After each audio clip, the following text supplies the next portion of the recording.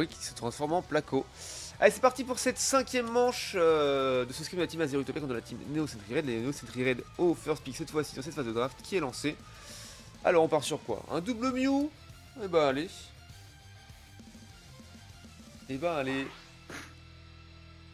Est-ce que tu serais favorable à avoir d'abord un pick ban et ensuite l'autre, plutôt que d'avoir les deux en même temps sans avoir l'info?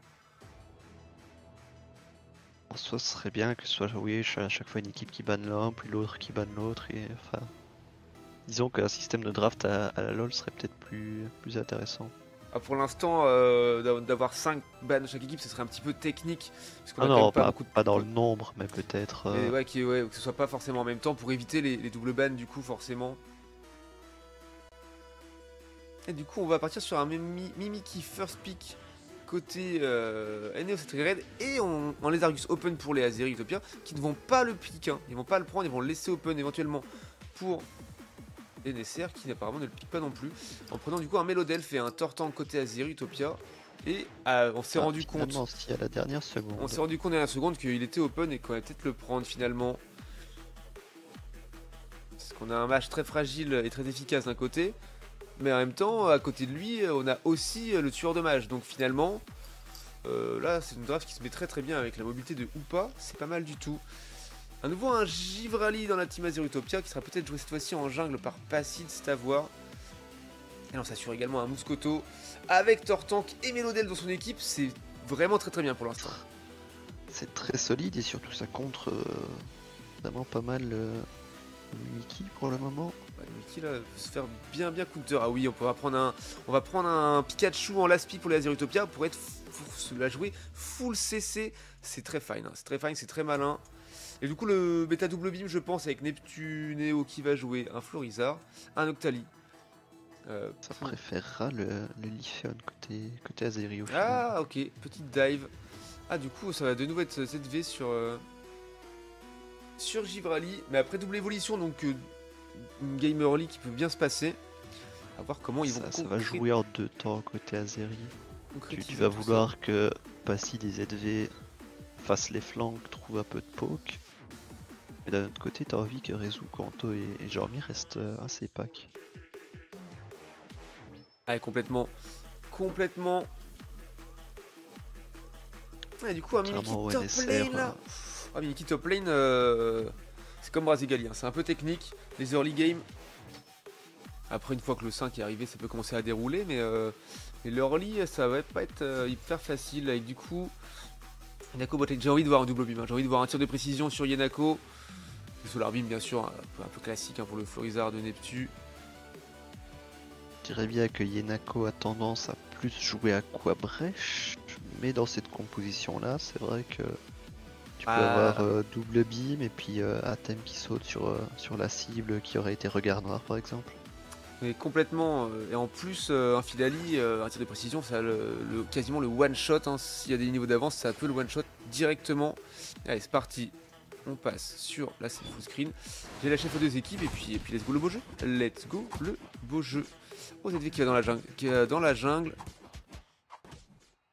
Le split jungle côté Azeri. Ça va être bien. Attendez, qu'est-ce que j'ai fait moi encore? Est-ce que j'ai pas inversé? Tac.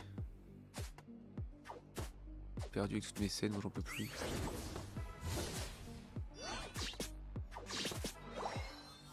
Qu'est-ce que j'ai fait? Je m'en sors pas à l'aide. Ok. Ok, bye bye. Alors déjà qu'il y a des petits trades ici qui se passent. Oh, le vampirisme manqué. Enfin c'est pas le vampirisme, c'est le dard mortel pardon. Manqué et du coup qui aura raison de lui. Et que Starchild qui prendra ce premier sang sur Rezu là malheureusement. Ah dommage. Ah, ça va déjà donner l'avantage ici Mimikyu top. C'est ce que tu veux pas justement parce qu'en top lane il est moins fort parce qu'il a moins vite ses niveaux. Là, il veut pas. Si tu lui le donnes. Il a pas retenté de stack hein, derrière. Mais effectivement hein, le stomp incoming là. Et Rezu qui te choque dès le début.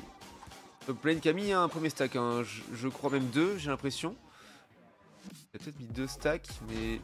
Alors qu'au bot, on voit Kanto le pauvre. Ouais, Pacid qui a fait early gang bot. Hein. Kanto qui est tombé, mais ils sont 4. 4 sur la bot lane. Encore une fois, les TP de Hoopa. Et ben, les TP ouais. de Hoopa qui te permettent de faire ça. Oui, oui, non, mais ça me surprend toujours, mais effectivement, la mobilité est vraiment désastreuse de Hoopa. Désastreuse quand c'est l'équipe adverse hein, qui joue le Hoopa, forcément. Ça, c'est vraiment un banger, ce Pokémon.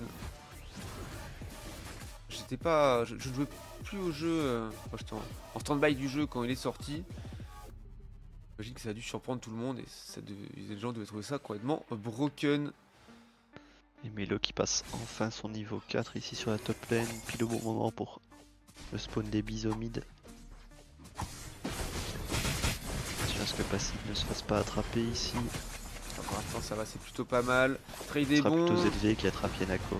Et ouais, Yanako qui tombe là-dessus. Depuis qu'il arrive à retourner sur sa top lane. Il y a un cover. Et petit push. Ça permet à Azeri de push à 4. Petit push à 4 ici, attention, hein, le portail bien sûr. Et là ils savent là, ça fait quand même 4 games sur 5 où il y a un ou pas. Et il leur pose problème. Et là va falloir voilà. Falloir un moment faire des push, casser des tours parce que sinon ça va être compliqué. Et Rizou qui peut mettre 23 points tranquillement en légende sur la top et se mettre à stack comme il faut pour se mettre bien face à ce Mimikyu de Athème. Ok. Ouais, le catch sur Passif qui est tombé malheureusement à côté Azeri. Ça donne le week-end. Et ça touche magnifique ça. Et voilà ce que je voulais voir, du double beam. Double beam de la part de Yanako.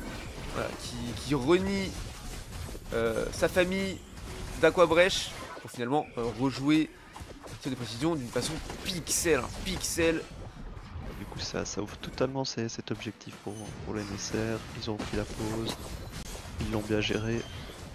Premier objectif NSR ici. Ouais, très fine, hein. Un Régis hein, qui n'est pas forcément celui qu'on aurait voulu pour pouvoir faire un bon push, mais qui reste tout à fait acceptable. Et puis l'expérience, on prend de toute façon. On adore. Attention, on a double évolution du robot. Oh, regardez ça. Comme des statues là. Comme des statues qui attendent. Re-engage. Alors ils ont vu Saitama qui est en bas, qui a plus qu'Yanako. C'est le bon moment. Le double ult qui aurait pu partir, le terrain glacial hein, qui sera gardé cette V. Et du coup, ça y est, on réussit à casser. Oh, mais Kanto, t'as pas envie d'évoluer, j'ai l'impression. On aura réussi à casser. Oh, mais ce Sapro en légende qui perd ce Sapro qu'on ne joue pas pour la méta bot lane. Et du coup, qui sera récupéré et qui permettra à Kanto d'évoluer. Je trouve ça assez rigolo. Ah, la NSR souhaitait le laisser là pour qu'il évolue quand le Rayquaza apparaît. Malheureusement, peut-être juste sur leur push, l'entrechat émeraude du Filali qui a été utilisé, qui n'était peut-être pas nécessaire. Ouais, c'était pour être sûr de vraiment burst le lézard et de pas lui laisser l'occasion de s'en sortir avec un dard mortel pour s'enfuir. Ils ont cassé la tour. Ils mettent un frein à la mobilité du Hoopa. C'est exactement ce qui était voulu. Ah ouais, c'est très bien, même casser avec très peu d'over dans une méta où on se bat contre un Hoopa, c'est toujours bien. Et ils ont réussi à casser sur la top également. Et là, ça les met très bien pour la suite de la game. On voit que ça déroule un petit peu, un 186 à 41 pour les Azeri Utopia. Pas mal, voilà, on arrive à casser le rythme de ce Mimikyu. Et on joue à 4 bien paquets pour aller jouer ce Régie l'équipe. Je vais bonne soirée à vous, à la prochaine fois. Des bisous Clem, merci de passer, à bientôt. Demain ou plus tard dans la semaine, avec plaisir. Des gros bisous. C'est la hantise des Mimikyu, ça, les teams qui jouent bien paquet, qui ont en plus du CC derrière. Ah, et puis bien paquet avec un Melodelf. Mimikyu ne peut pas le faire. En fait, la venue de Mimikyu a fait revenir en force la front to back, j'ai l'impression.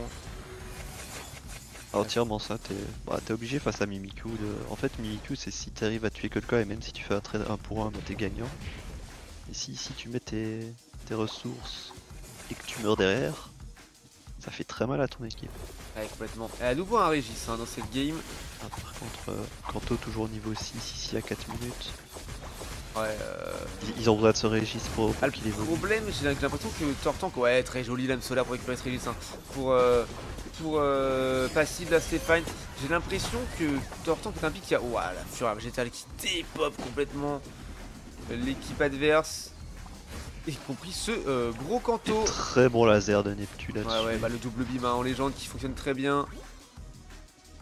Ça ne touche pas. Ah, malheureusement là, avec Melodelf, il y a possibilité de résorber ce poke. Ouais, donc les NSR ne peuvent pas pusher. Les pansements sont efficaces là. Ça marche plutôt pas mal. Qu'est-ce que je voulais dire? Ouais, je voulais dire que Tortank est un pic qui a besoin de beaucoup d'expérience, j'ai l'impression, pour monter des niveaux. Et du coup, le fait de le mettre à multi-exp limite un petit peu sa montée de niveau. Il le rend compliqué à le sortir en main tank avec multi-exp. Alors qu'ici en Ah oui, on a je une regarde invade de Emerald. Passide, il a pris le bleu, il a pris le kill et il va repartir. Et il s'en va comme il était venu en faisant des coucous. Il a envie de choper quelque chose d'autre. Hein. Je crois qu'il a faim. Ah mais oui, mais c'est très On malin. voit le Oh mais la technique est magistrale. On fait le bait, on chope l'ombre portée, on le ramène dans les bros qui étaient pistonnés. Oh là là, mais c'est ultra malin ce qu'ils ont fait. Oh là là, on voit que ça a bouillé dans la cafetière là. Oh là là, je suis désolé, hein, je m'emporte, mais vraiment, cette strat était magistrale. Ah, ce n'était pas Passide qui était bloqué avec Atem, mais Atem qui était bloqué avec les Azeri là-dessus. Eh ouais, il s'attendait pas du tout à ce catch dans le buisson. Ah, c'était trop fort.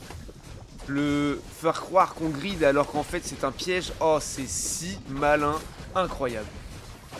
Bon, défendu très rapidement, bien sûr. Trop appétissant côté. Bah ouais, on les voit. Ils ont envie d'aller les chercher et on le récupère. On le récupère, ce ou pas, qui aura même pas le temps de balancer un portail déchaîné. Contre attention, hein. Un catch, un KO. Voilà la compo des Azeri, c'est comme ça qu'elle se joue.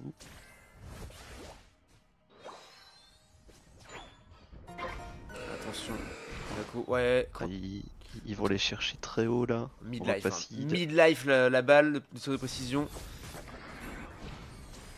Ok, l'on reporte quelqu'un. Ok, le radar assure. Oh là là, il s'apush complètement comme des fous le portail. De ou pas.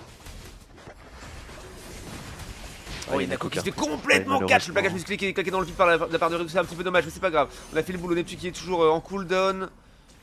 Ça a tué le Filali de l'autre côté par contre. 20 secondes encore. Et les SR qui peuvent totalement temporiser et puis revenir derrière en supériorité numérique. On a envie de le faire. Le bait, je sais pas. Oh, scoring de 100 points de la part de Atem sur la top lane.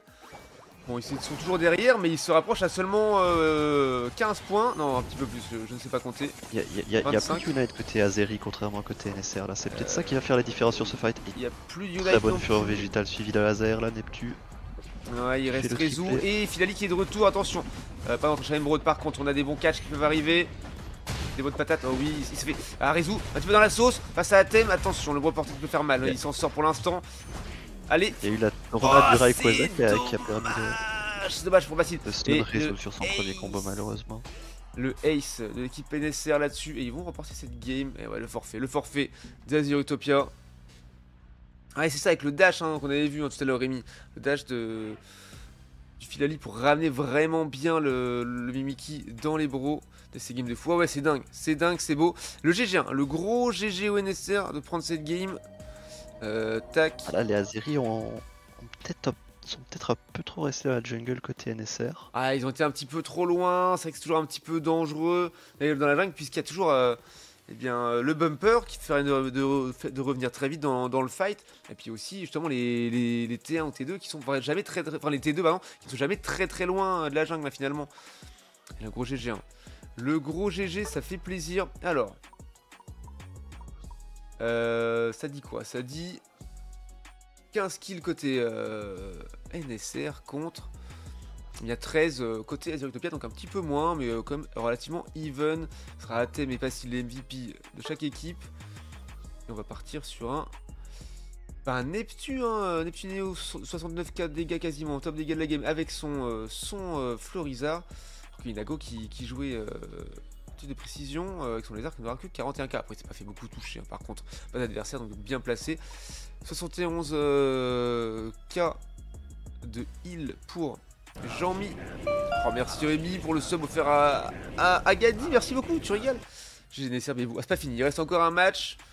Mais GG, déjà, ça peut être un 1-3-3. Mais ouais, le gros GG. Hein. Derrière, qu'est-ce qu'on dit? On va voir encore Rezu à 19k seulement.